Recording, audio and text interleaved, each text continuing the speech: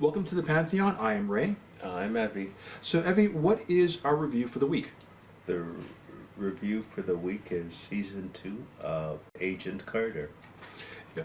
This one is a little. I think it's 10 episodes. It's a little longer. It's also the final season of Agent Carter. Yes. It struggled in the ratings. It was like 0.8 in the ratings. So eventually, by the time they got to episode 4, they knew that this was a series that could not sustain itself long term. So it was because of the ratings. It was so low and continued to drop. That reason why it got canceled in the overall. But there's so much to this that I enjoyed.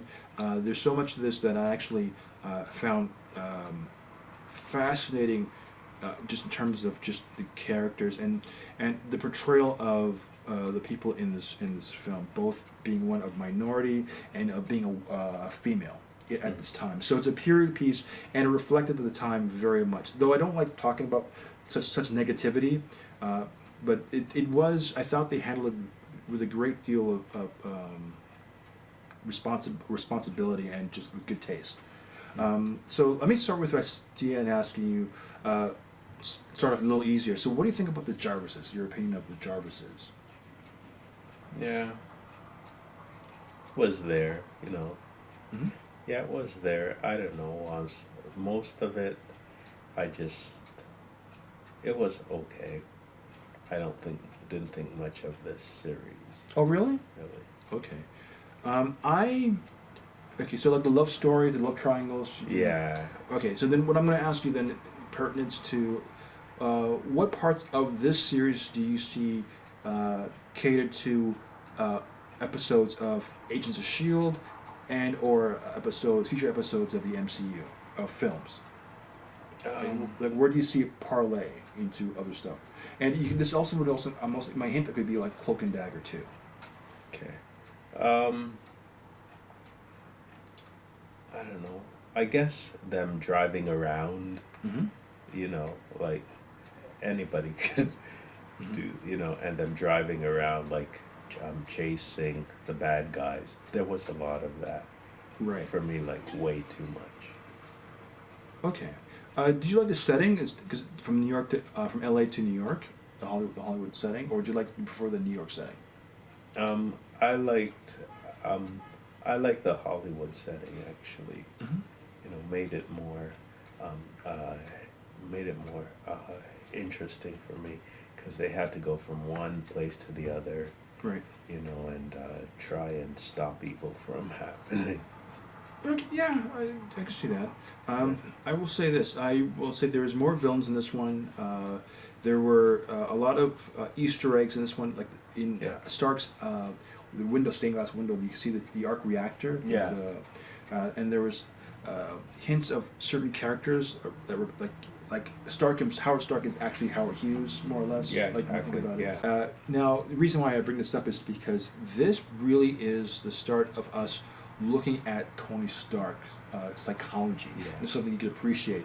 The ending of this series, is that Anna Jarvis, that's Jarvis's wife, gets injured. She gets shot. Yeah. Right. And she couldn't have children as a result of it. I mean, the marriage was still strong. They loved each other and ended on a positive thing. But because they couldn't have any children, when Howard, who was an absentee father, Jarvis became the surrogate father for Tony Stark, which is why you have Jarvis, the voice module of in the Iron Man movies. It's because of his love towards Jarvis as a child, because he was a surrogate father for Stark when Howard passed away and when Howard was absent in his life. Yeah. So that's why Jarvis was even though it was dismembered body, he was always there, And that's why you have Paul Bettany's British accent, because there was a bit of a British accent of Jarvis. So that kind of led to the psychology and his lack of a father figure, and then of course when you get into the movies with Spider-Man, with Obadiah Stane, there is that psychological father figure missing for sure. in that. So that's what I like about that, because that was one of the grassroots of where he's seeing it came from. Mm-hmm. You know, because Jarvis wasn't able to have a son, You're right. so he said, you are my son," and that's where that came from. Though it's never really spoken of. It was a really interesting way how they built up to that contribution into Stark's profile in psychology. My rating, I'm gonna give this a 7.5. Okay. I just like the tones it took. The women that was on it, they weren't cat fighting and reduce women to the common denominator. You have racism with the black lead in this one, but it was done with. They could have done more with it, but told like he had a hard life, and honestly, there's only one black guy, the token black guy, Jason Wilkes. If it wasn't for the color of his skin, he was actually smarter than Howard Stark. Yeah. The woman in this film, the villain, Whitney Frost, if she wasn't a female, wasn't a woman at this time, she was smarter than Howard Stark. The characters, if you look at this, were so much more than you would see in any kind of storytelling right now. But because it's layered in the idea of it being the 40s, in time before women's rights, before civil rights, all that stuff, though was not spoken pronouncedly, it was a very smart and savvy way of delivering the story, but wrapped up in the story of it being an action thriller, spy, espionage thing. Yeah. But it is like not the greatest show going, but it is satisfying in terms of what it was trying to accomplish in the thing. I give it a 7.5. I do agree with you there.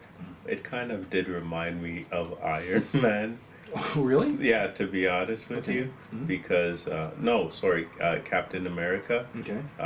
Because of the lady getting frozen and Captain America getting frozen. Yeah, And you know, it's like they kind of stole ideas. You know, it's Falcon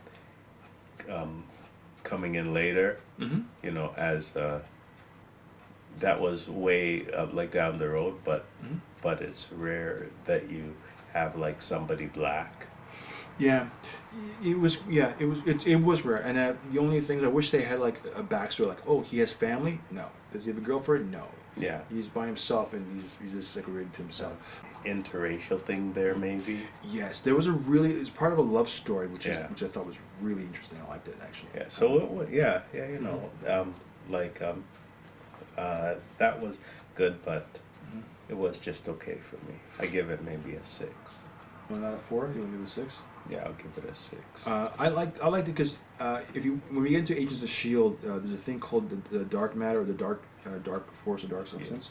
That was that's zero matter that's in this series. So there's a scene where Jenna Simmons gets transported into a different dimension. Yeah. That's all ties into Agent Carter. Obviously we don't go into that now, but like everything, they say everything's connected. It is to a certain extent. So I like how they were able to bring some more backstory into some stuff. But again, it would have gone more, but alas, the show got canceled. I think where it was finding its stride. Yeah. Okay, so that's it. We'll come back next week. I'm Heavy. I'm Ray. Please hit subscribe on our YouTube channel for more episodes, and we can do more and keep the lights on, so to speak. And we'll see you next week. Thank you. Bye-bye.